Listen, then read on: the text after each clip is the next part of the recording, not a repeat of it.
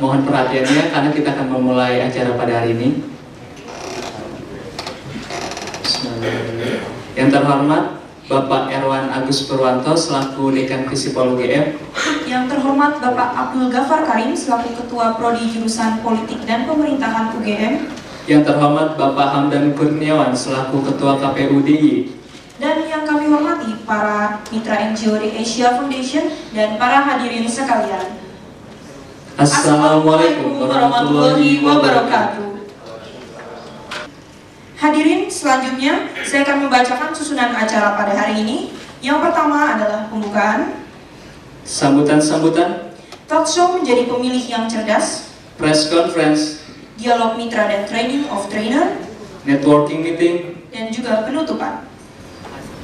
Selamat pagi, Assalamualaikum warahmatullahi wabarakatuh. Salam sejahtera bagi kita semua. Yang saya hormati Ketua Program Studi Jurusan Politik dan Pemerintahan Bapak Abdul Ghafar Karim. Kemudian yang saya hormati ini Ketua KPUD dari Yogyakarta Mas Hamdan Kurniawan. Selama satu hari nanti kita akan mendiskusikan satu tema yang sangat penting, yaitu terkait dengan bagaimana kita bersama-sama berkontribusi untuk meningkatkan kualitas demokrasi dan berdemokrasi di Indonesia. Gerakan reformasi sudah berhasil membangun sistem demokrasi di Indonesia yang lebih baik, lebih dari satu dekade yang lalu. Mas Ghafar, Mas Hamdan, dan semua yang ada di sini, kami semua terlibat di dalam upaya itu membangun sistem demokrasi yang lebih baik di Indonesia, dari sistem pemerintahan yang dulu kita sebut pemerintahan otoriter, sentralistis, menjadi sistem yang lebih demokratis, memberikan kesempatan kepada semua orang untuk berserikat, membentuk partai politik, untuk berbicara, menyampaikan ekspresi dan sebagainya. Saya kira kita semua mensyukuri keberhasilan kita bersama membangun sistem demokrasi yang terbuka itu. Jadi intinya adalah selama ini ada semacam, kalau di para ahli disebut sebagai adanya defisit demokrasi. Apa yang diinginkan oleh para pemilih, apa yang menjadi aspirasi masyarakat seringkali tidak tersampaikan dengan baik di dalam wujud kebijakan-kebijakan politik maupun kebijakan publik dalam bentuk undang-undang, dalam bentuk berbagai macam program pembangunan. Karena ada semacam diskoneksivitas antara pemilih dengan yang mewakili di parlemen. Kami berharap diskusi pada hari ini akan berjalan dengan produktif dan hasilnya membawa kemajuan bagi Indonesia. Akhirul kalam, Assalamualaikum warahmatullahi wabarakatuh.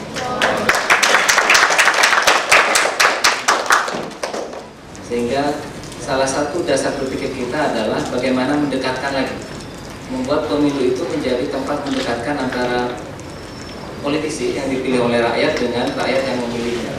Sehingga kami mencari banyak cara, kami bekerja sama. Mungkin perlu saya garis bawahi bahwa dalam bekerja sama dengan The Asia Foundation kami tidak sendirian, kami punya banyak mitra, dan yang ada di ruangan ini adalah sebagian dari mitra kami yang melakukan. Kami mendorong agar pemilih menganggap pemilu itu sesuatu yang serius. Mitra kami dari kelompok perempuan, kelompok difabel, dan kelompok buruh yang ada di ruangan ini juga, yang bersama kami bekerja untuk mempertajam kartu-kartu kontrol. Persoalan yang kami temui ternyata mengenai visi misi program maupun caleg-calegnya beserta seluruh latar belakangnya oleh mereka sendiri. Dan yang kedua adalah pemilih itu hunting informasi, mencari informasi yang cukup mengenai para caleg itu atau para partai politik yang ada di pemilu itu. Bicara pada sisi administratif, bahwa kami melayani proses pendaftaran para caleg melalui partai politik, dan kemudian kami berikan deretan nama, foto, dan alamat dari caleg itu di website kami. Dan alamat dari calon itu melalui poster-poster besar kami yang sudah melakukan tahun lalu, baik kabupaten maupun provinsi. Ya, itu sampai ke desa-desa kelurahan. Ini untuk menjangkau mereka yang tidak memiliki informasi. Tapi tentu itu tidak cukup, karena itu hanya bicara foto, hanya bicara namanya saja, alamatnya saja. Tentu masyarakat butuh informasi yang lebih banyak. Saya kira kemudian peran dari teman-teman partai politik dan caleg tadi yang kami sebut sebagai pihak yang lain tadi, itu memberikan informasi itu secara cukup kepada masyarakat. Jadi misalnya NGO, ada yang kemudian bisa mensupport informasi mengenai track record dari si calon. Karena pimpinan parpol pun juga nggak hafal terkait dengan visi-visi atau platform partai yang memahami 12, kita tidak 15 ya, 12, ada yang dari Aceh? Ada. Oh ada, 12 plus 3. Saya juga nggak berani jadinya. Ternyata sulit. Ya, artinya nanti mesti alat ini memang nanti mesti diuji, teman-teman yang berada di peneliti mesti lebih keras lagi. Surat-surat di luar itu, kemudian yang di dalam ada beberapa komisioner baik KPID, KIP, KPU untuk memberikan tanggapan terhadap kegiatan penyampaian visi misi itu. Itu sudah kita lakukan selama 12 hari dan tadi malam yang terakhir. Mulai nanti malam adalah DPT, Dewan Perwakilan Daerah. Sisi lain, ini dengan RRI ya, tapi ini lebih ke inisiatifnya RRI ya. Dan mereka meminta kepada kita untuk menyampaikan kepada partai politik bias dalam apa namanya penggunaannya. Siapapun yang akan menggunakan kartu kontrol ini tinggal menjawab sejumlah pertanyaan. Pertama, kami menyaring apakah yang akan menggunakan kartu kontrol ini memiliki hak pilih atau tidak. Begitu kira-kira. Jadi alat ini sangat sederhana. Alat ini sangat sederhana. Yang tidak sederhana adalah proses pullingnya, menarik informasinya. Jadi itu yang kami sarankan. Artinya kita awalnya mesti membayangkan calegnya dulu, baru kemudian ya mungkin di petunjuknya bisa ditambah. Kita perlu membayangkan caleg dulu, baru kemudian alat itu bisa ada itu di petunjuknya. Di petunjuk sudah ada tutorial juga yang bisa diklik. Ada beberapa petunjuk penggunaan, ada info caleg, ada video dan ada seterusnya. Oh ini sudah ada. Kita akan melihat dulu bagaimana setelah kita melihat ini, teman-teman sambil Mas Jafar dan Mas Hamdan menikmati teh manisnya. Bagaimana kemudian KPU merespon ini? Nanti kita lanjutkan setelah dialog dari teman-teman. Ada teman-teman untuk ya? Saya yakin sekali bahwa ini adalah sebuah alat bantu bagi pemilih. Memang satu langkah lebih tinggi menjadi pemilih cerdas dan benar-benar paham siapa caleg yang harus dipilihnya. Dari Perludem kita punya satu inisiatif baru namanya API Pemilu. API Pemilu ini kita membuat satu database dengan application programming interface sehingga seluruh data CV dari para caleg ini bisa gampang untuk dibuat jadi aplikasi. Kemarin kita sudah buat satu acara namanya hackathon atau hacker marathon. Jadi para pembuat aplikasi bisa dalam 24 jam mengambil data tersebut dan membuat aplikasi-aplikasi. Dan sekarang mungkin sudah bisa dilihat di Google Store atau bisa dicek di pemiluapps.org, pemiluapps.org. Nah, di situ ada berbagai macam alat bantu untuk memberikan informasi ya, terutama dengan mudah dan semuanya bisa di-download di Apple maupun di Android. Di dalamnya juga ada beberapa satu aplikasi yang juga mengkhususkan untuk partai gitu, visi misi partai dan lain-lain. Jadi mungkin kalau itu bisa dimasukkan juga ke linknya di sini di Katrol, itu bisa sangat membantu pemiluapps.org.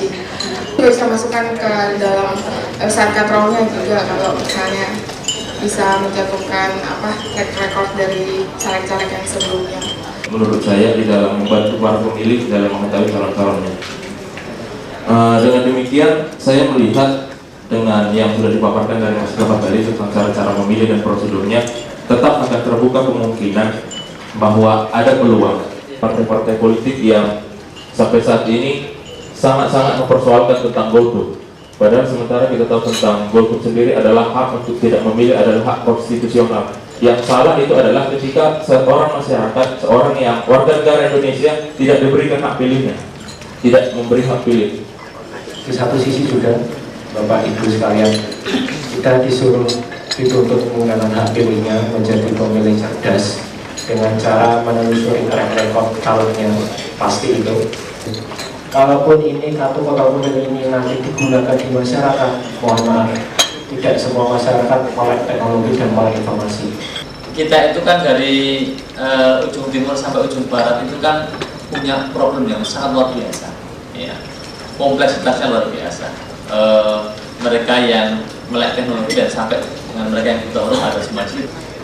Karena itu kami memutuskan untuk memilih memberikan kontribusi secara segmentif. Tentu saja ini ada banyak kekurangan, kami paham itu. Tapi kalau itu tidak dilakukan, kemudian ya kontribusi kita menjadi terbatas. Adalah salah satu kritik katanya kepada kami di universitas adalah tidak step in ke persoalan sebenarnya di kelas, katanya hanya mendidik mahasiswa membicarakan yang ideal secara konsep. Karena itu ini adalah salah satu cara bagi kami untuk keluar dan melihat persoalan tanpa harus menjadi caleg, tanpa harus menjadi, kan gitu pilihannya katanya. Akademisi jangan cuma di kampus, cobalah perbaiki keadaan, jadi menteri, jadi caleg. Begitu jadi caleg ikut-ikutan korupsi duluan akademisi biasanya. Jadi karena menghindari gitu. Jujur saja itu. Jadi akademisi kadang-kadang juga imannya terbatas. Jadi saya paham itu. Jadi saya tidak ikut ingin jadi menteri, ingin jadi caleg, tapi jadi koruptor paling awal. Lepas apakah itu pilihan dia atau tidak, itu urusan berikutnya. Karena jangan sampai kita itu terkungkung oleh urusan pemilu yang hanya 5 menit. Kalau bukan pilihan saya, bukan pilihan saya.